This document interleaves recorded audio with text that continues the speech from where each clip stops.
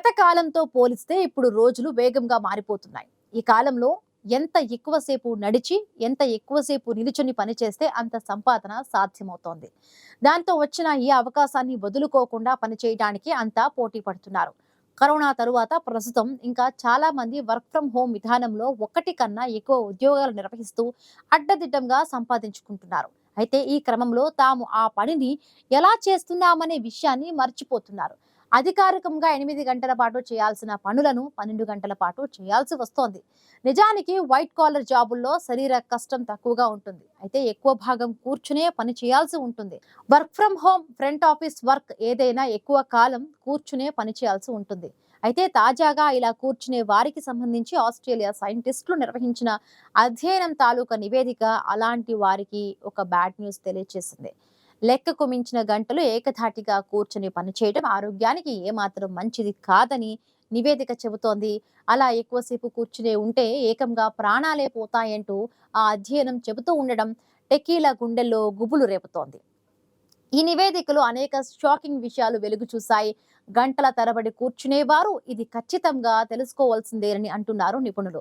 ఈ అలవాటు వల్ల ఆరోగ్య సమస్యలు ఏర్పడడంతో పాటు ప్రాణాలు కూడా పోయే ప్రమాదం ఉందని అమెరికాలోని యూనివర్సిటీ ఆఫ్ కాలిఫోర్నియా తమ అధ్యయనం ద్వారా హెచ్చరించింది. 63 నుంచి 99 ఏళ్ల మధ్యలో ఉన్న 5,856 మంది మహిళలను ఈ విషయంలో అధ్యయనం కోసం ఎంచుకున్నారు. వారిని దశాబ్ద కాలం పాటు మానిటర్ చేశారు. వీరిలో 1,733 మంది మరణించారు.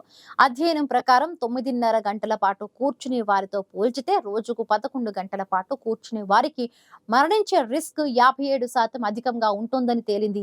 అయితే ఒకటి ఎక్కువ కూర్చుని ఉన్నా పర్వాలేదు. మధ్యలో రిలాక్స్ అవుతూ తగినంతగా వ్యాయామాలు చేస్తే ప్రాణాపాయం నుంచి తప్పించుకోవచ్చని అధ్యయనకర్తలు చెబుతున్నారు. మొత్తానికి ఈ రెండు దేశాల శాస్త్రవేత్తలు నిర్వహించిన అధ్యయనాలను పరిశీలించి చూస్తే ఆస్ట్రేలియాలో జరిగిన అధ్యయనం అమెరికా కాలిఫోర్నియా యూనివర్సిటీ వారి తాజా స్టడీకి పూర్తి వ్యతిరేకంగా ఉంది. ఎక్కువసేపు కూర్చున్న రోజుకు 9,000, 10,500 అడుగులు నడిస్తే ప్రీమెచ్యూర్ డెత్ ప్రమాదం తగ్గుతుందని చెప్పింది.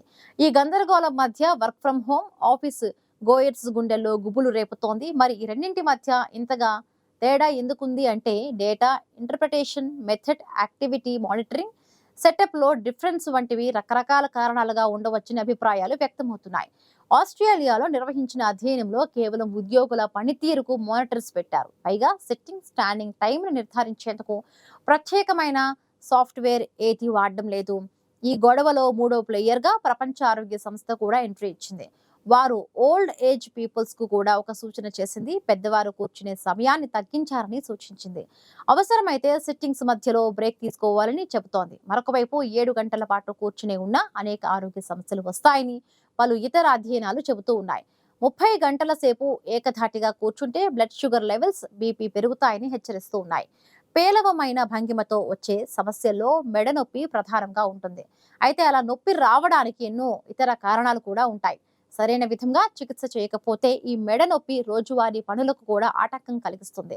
మెడ నొప్పి అంత తీవ్రంగా ఉండకపోవచ్చని, నొప్పి తగ్గించే మందులు, వ్యాయామం, ఒత్తిడి నిర్వహణతో మెడ నొప్పిని నయం చేయించుకోవచ్చంటున్నారు నిపుణులు. పేలవమైన భంగిమతో పాటుగా వృద్ధాప్యం, శారీరక ఒత్తిడి, మానసిక ఒత్తిడి, గాయాలు కూడా మెడ నొప్పికి దారితీస్తాయి. బోలు ఎముకల వ్యాధి, ఎముక ద్రవ్యరాశి కోల్పోవడం, కణితలు, తిత్తులు, అలాగే మెడ నరాలపై ఒత్తిడి పెరగడం వల్ల కూడా మెడనొప్పి వస్తుంది. అందుకే ఏ పనిలోనైనా సరైన భంగిమతో కూర్చోవడం చాలా అవసరం. కార్యాలయాల్లో సీరియస్ గా కూర్చొని పనిచేసేటప్పుడు మనకు తెలియకుండానే కొన్ని తప్పులు చేస్తుంటామని పరిశోధకులు చెబుతున్నారు. పని సమయాలలో కంప్యూటర్లు, స్మార్ట్ ఫోన్ వంటి ఎలక్ట్రానిక్ గాడ్జెట్స్లు మన శరీరానికి తగినట్టుగా సరైన స్థితిలో ఉంచడం విషయంలో మనం జాగ్రత్తలు వహించం. వీటిని ఉపయోగిస్తున్నప్పుడు మెడను మనకు తెలియకుండానే అపసవ్యంగా పనిచేస్తుంటాం. అంటే మనకు సరిగా కనిపించేందుకు ఇష్టం వచ్చినట్టు మెడలను వంచేస్తూ ఉంటాం. అది మనకు తెలియకుండానే జరిగిపోతుంది. అక్కడే సమస్యలు మొదలవుతున్నాయి. నిజానికి మనం కూర్చున్నప్పుడు భుజాలను సరళ రేఖలో, వీపును నిటారుగా ఉంచాలి. దీంతో మెడపై ఒత్తిడి పడదు. ప్రయాణాలు చేసేటప్పుడు కూడా ఇలాగే కూర్చోవాలి. అంతేకాదు, నిద్రపోతున్నప్పుడు కూడా మన శరీరం మంచి భంగిమతో ఉండాలని ఆరోగ్య నిపుణులు చెబుతున్నారు. పక్కకు తిరిగి నిద్రపోతున్నప్పుడు తలకు పద్ధతుగా ఇవ్వటానికి దిండును ఉపయోగించాలి. దీంతో తల, మెడ శరీరంలోని మిగిలిన భాగాలతో సరళ రేఖలో ఉంటాయి. వీపుపై పడుకుంటే దిగువ వైపు నుంచి అధిక ఒత్తిడిని తొలగించడానికి మోకాళ్ల కింద దిండును పెట్టాలి. ఇది నిద్రపోయే సమయంలో తీసుకోవాల్సిన జాగ్రత్తలు. ప్రధాన విషయానికి వస్తే ఎక్కువసేపు కూర్చుని పని చేయాల్సి వస్తే మధ్య మధ్యలో కాసేపు నడవాలి. మెడ కండరాలతో సహా మొత్తం శరీరాన్ని కదిలిస్తూ ఉండాలి. భుజాలపై బరువులు ఎక్కువగా ఎత్తకూడదు. భుజంపై బుక్స్, బ్యాగులు లేదా సూట్ కేసులు వంటి భారీ వస్తువులను తీసుకువెళ్లడం చేయరాదు. వయస్సు పెరిగే కొద్దీ ఎగువ వీపు బలం తగ్గుతూ ఉంటుంది. ఇది చాలా సహజంగా జరిగిపోతుంది. ఫలితంగా భుజాలు ముందుకు వంగుతాయి. తల, వెన్నుపాము ముందు స్థానంలో ముందుకు వంగి ఉంటుంది. ఈ పరిస్థితి మెడ, ఎగువ వీపుపై అదనపు ఒత్తిడిని కలిగిస్తుంది. దాంతో అంతర్గతంగా ఎముకల మధ్య ఘర్షణ ఏర్పడి తీవ్రమైన నష్టం కలిగే అవకాశం ఉంటుంది. ఎముకల మధ్య నరాలు నలిగిపోవడం లాంటివి ప్రమాదకరంగా మారతాయి. అందుకే ప్రస్తుతం ఆఫీసుల్లో కంప్యూటర్లపై పనిచేసే ఉద్యోగులకు సిట్టింగ్ ఎటికేట్ నేర్పిస్తూ ఉన్నారు. ఎందుకంటే పని ధ్యాసలో మనం ఎలా కూర్చుని పని చేస్తున్నాం అన్నది మర్చిపోయే అవకాశం ఉంటుంది. అయితే ఈ డ్యామేజీని అరికట్టేందుకు ఉన్న మరొక మార్గం యోగా లేదా వ్యాయామం అని చెప్పవచ్చు. రోజువారీ వ్యాయామం చాలా సమస్యల విషయంలో సహాయపడుతుంది. ధ్యానం, యోగా, శ్వాస లాంటివి శరీరంలో ఒత్తిడిని తగ్గిస్తాయి. సరైన విధంగా కూర్చుని వారికి కూడా ఉపశమనం కలిగిస్తాయి. వ్యాయామాలు కార్యకలాపాలను నేర్చుకోవడానికి ఫిజికల్ థెరపిస్ట్ లేదా ఫిట్నెస్ ట్రైనర్లు సూచనలు తీసుకోవాలి. ఎముకల నొప్పులకు వైద్యుల సలహా మేరకు పెయిన్ కిల్లర్స్ కూడా తీసుకోవచ్చు. ఇక్కడ మనం చెప్పుకున్న విషయాల్లో ముఖ్యంగా ఎక్కువ గంటల పాటు కూర్చుని ఉంటే ప్రమాదం అన్నది కొన్ని సందర్భాల్లో విరుద్ధంగా ఉంటుంది. మనం నిత్యం చేసే యోగాలో ఈ పరిస్థితికి రెమెడీ ఉంది.